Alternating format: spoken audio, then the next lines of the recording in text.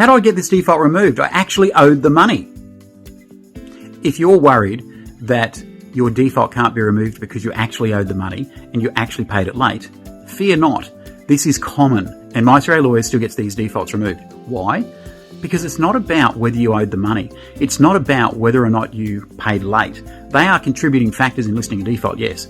But the removal of the default is more about, did the creditor do the right thing? Did they give you the right amount of notices before they listed the default? Did they give you the opportunity to remedy those breaches before they listed the default? And we find in most cases, no, they didn't. They didn't take into account your circumstances. They didn't give you enough notice. Some of them didn't even send a default notice, let alone give you the right notice with the right amount of time for you to remedy the breach.